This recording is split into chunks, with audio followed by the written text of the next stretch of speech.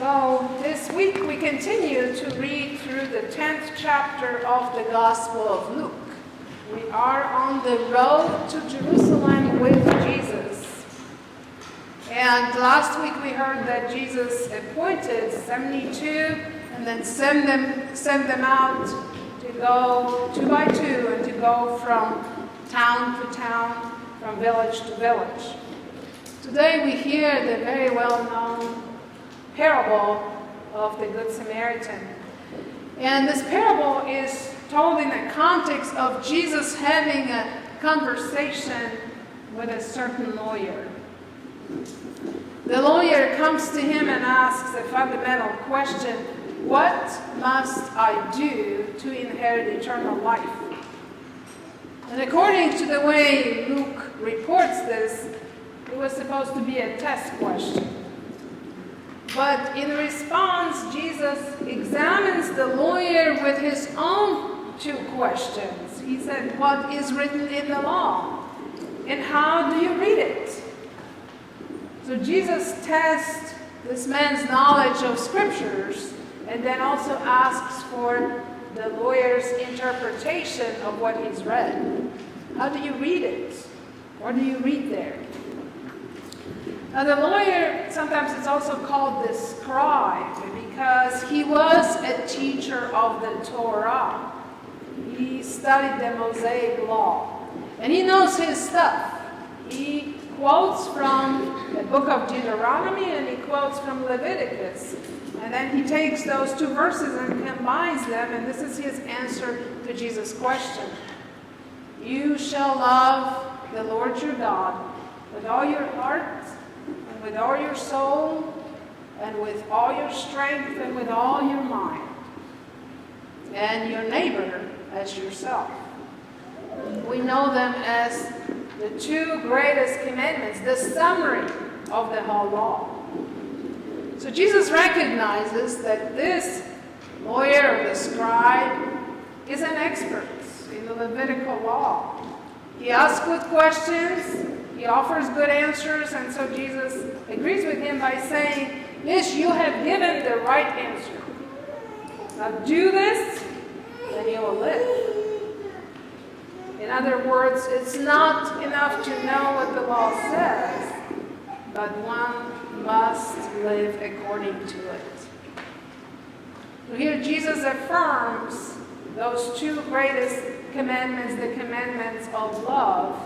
That we should love the Lord God with every fiber of our being, with our heart and soul and strength and mind, and then love our neighbors as ourselves. Treat them the same way we would want to be treated. The lawyer asks another question. He asks, who is my neighbor? And here Luke comments that he asks this question wanting to justify himself. You know, the commandment to love one's neighbor is a very broad commandment. And I think the lawyer wants to narrow it a little bit. He wants to be more selective about who he is actually going to love as a neighbor. He wants to draw a certain line. He wants to set safety limits to this commandment so that he can love his fellow Jews only. Jesus doesn't answer him with a definition. Instead, Jesus tells him a story. And this is common practice for Jewish rabbis to tell a story in response to someone's question. But this story is probably not what the lawyer expected to hear from a Jewish rabbi.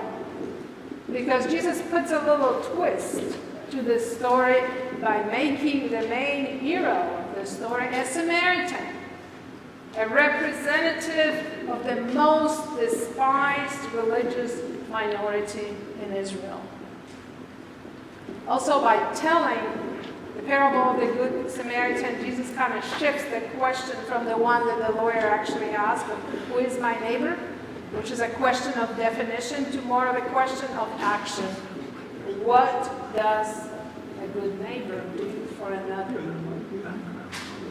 It is a very familiar story that a man was traveling on one of the most dangerous highways in Israel from Jerusalem, which is on a hill, a small mountain you can say, down to Jericho, which is below the sea level. So there's a great difference of elevation. And so the road is not only isolated, but it's dangerous because it has turns and twists and then also places where you can hide. And he was often known for robberies. So the man was attacked by robbers, and he was stripped of all his belongings, beaten up, and then left in a ditch on the side of the road, half dead.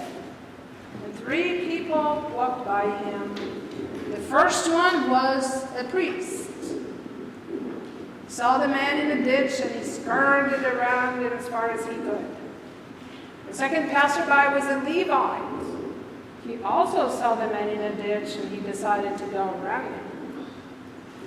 Both the priest and the Levite were religious people involved in temple worship. And their identity here as religious leaders is important to the story. It also kind of speaks not very highly of clergy. So I kind of have to preach this against myself, that Jesus actually puts us clergy types in a very dark light here. But as those who served in a temple, both the priest and the Levite had to follow the ritualistic laws of Israel. And because they served in a temple, they had to obey the purity laws. And the purity laws prohibited the touching of dead bodies, because that made them unclean. Now, in the parable, the priest or the Levite, they don't really speak, so they don't state the reasons for passing by the man in a ditch. But as religious leaders of Israel, we know that they know the ritualistic laws of purity, but they also know the laws of loving one's neighbor. And so upon seeing the man in a ditch and assuming that he was dead, each one of them, the priest and the Levite, had to make a quick decision which law to obey.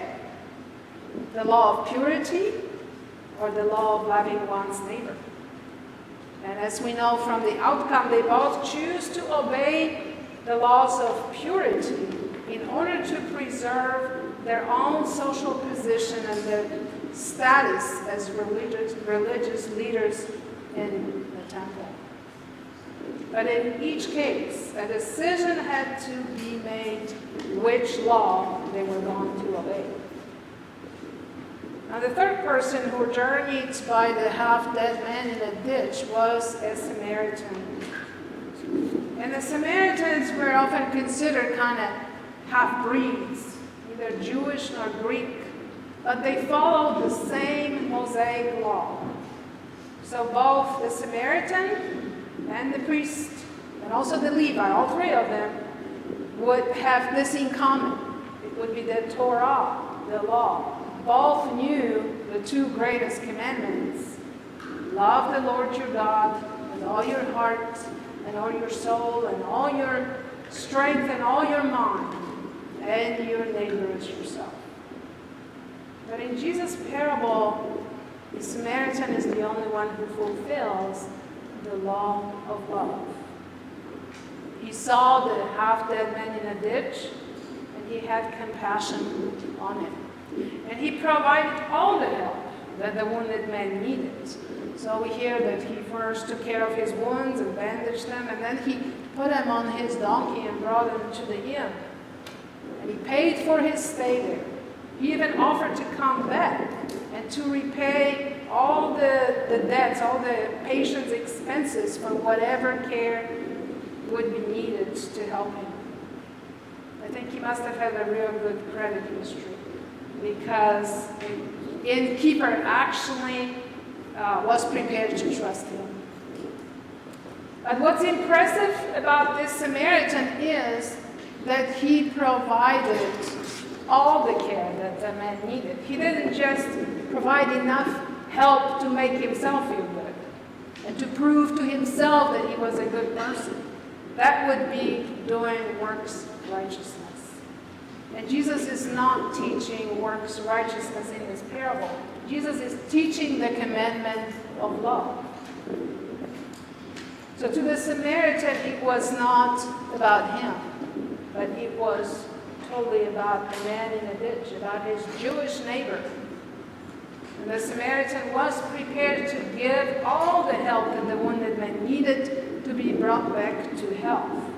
He fulfilled the commandment of love. He loved his neighbor as he would love himself. And he did it from his heart. The love of God was in his heart, and so was true love of neighbors. Because those two always go together. And this is why Jesus talks about them as the two greatest commandments. Jesus said to the lawyer at the end, "Go and do likewise." So it is an example story, as Jesus' admonition to the lawyer indicates. Parable holds up a certain ideal for us. Go and do likewise. Go and help your neighbor in need. Go and be like the Samaritan in the story. Samaritan becomes a role model. Not the priest, not the Levite, who were both respected religious figures, but a despised Samaritan. I'm sure that the Jewish lawyer must have felt at some point offended by Jesus' admonition to go and act like a Samaritan. When Jesus at the end asked him, "Which of these three do you think was a neighbor to the man who fell into the hands of the robbers?"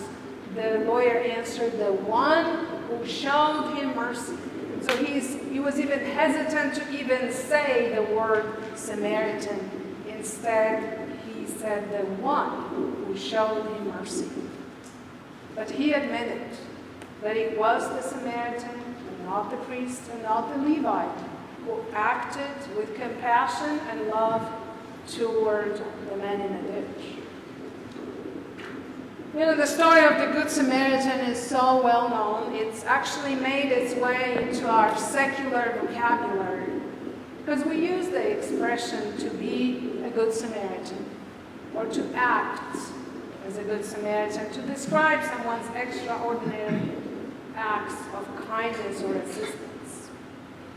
And we meet those Good Samaritans in their daily jobs, saving lives, assisting those in need, and rescuing people from dangerous situations, bringing relief in suffering. We know them as the medical staff, doctors, nurses, EMTs, first responders, firefighters, law enforcement, military. But there are also people who provide compassionate care and emotional and spiritual support and guidance that kind of work behind the scenes. Social workers and counselors, clergy, those who work with the homeless, those who work with abandoned and abused children, the elderly, those who are unable to care for themselves. But Jesus' parable calls each one of us to be a good Samaritan in today's world. And we know from experience that it's not easy to be a good Samaritan in today's world. That like the priest and like the Levite in the parable, we too have our reasons for passing by or ignoring people who might be in need. And some of those are legitimate reasons. You know, I may get sued if I help. Or I fear for my own safety if I get involved. Or how do I know that this person is truly in need, or that he and she is a con artist?